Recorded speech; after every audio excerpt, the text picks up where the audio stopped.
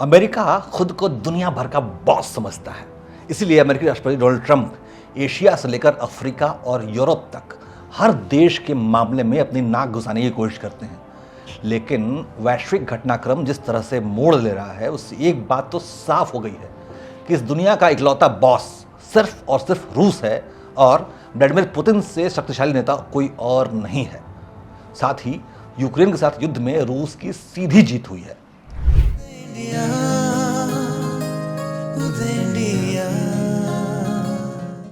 नमस्कार, उदय India digital में स्वागत है आपका। मैं हूं अंशुमान आनंद। आगे बढ़ने से पहले मैं आपको ये तस्वीर दिखाना चाहता हूं। ये तस्वीर सोमवार यानी 18 अगस्त देर रात की है, जब ट्रंप ने जेलेंस्की को वार्ता के लिए बुलाया था।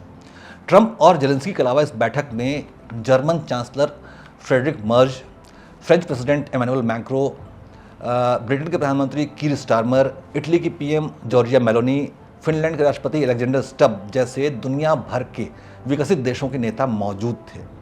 इन नेताओं का साथ देने के लिए नाटो के महासचिव मार्क रूथ और यूरोपियन कमीशन की प्रेसिडेंट उर्सुला वोन भी मौजूद दिखाई दी। ये सभी टॉप लीडर्स अमेरिका की राजधानी वाशिंगटन में बैठक के लिए मौजूद रहे।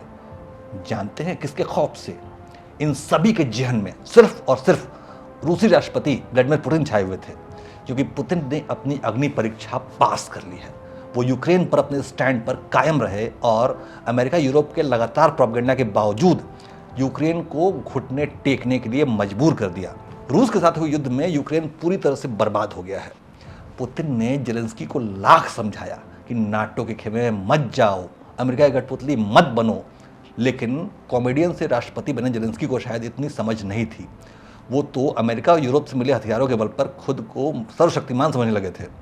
उस पर से अमेरिका के तत्कालीन राष्ट्रपति जो बाइडेन और यूरोपीय नेताओं ने अस्थिर दिमाग वाले जेलेंस्की का ब्रेन वॉश करके यूक्रेन को चने के झाड़ पर चढ़ा दिया और जेलेंस्की रूसी सीमा पर नाटो की मिसाइलों की तैनाती करने की तैयारी करने लगे थे। अमेरिका और यूरोप के नेता तमाशा देख रहे थे कि चलो यूक्रेन के बहाने पुतिन को घेर लिया जाए।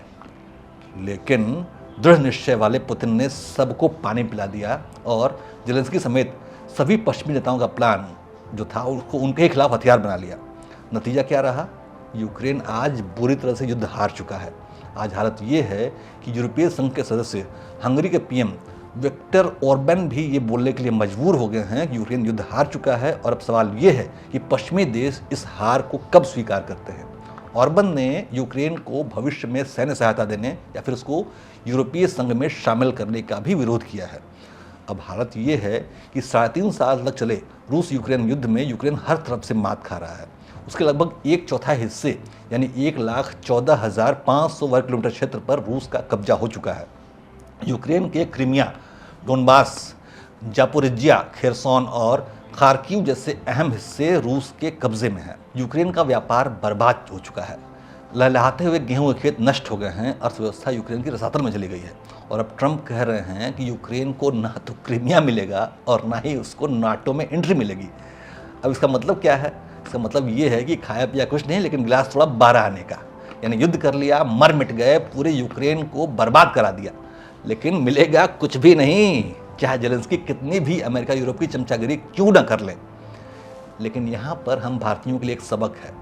हम भारतीयों के लिए ये जानना जरूरी है कि यूक्रेन को बर्बाद करने वाले जेलेंस्की की मां भी सोनिया गांधी की तरह विदेशी मूल की थी। खुद जेलेंस्की एक मशहूर यूक्रेनी कॉमेडियन रहे हैं और राहुल गांधी की तरह उल्टे पुल्टे बयान देने में माहिर रहे हैं। यूक्रेन का ये उदाहरण हमें बताता है कि जेलेंस्की जैसे विदेशी मूल के अदूरदर्शी कॉमेडियन को सत्ता सौंपना यूक्रेनी जनता के लिए कैसे तबाही और बर्बादी लेकर आया। ऐसा हमारे देश में कतई नहीं होना चाहिए। जय हिंद, जय भारत।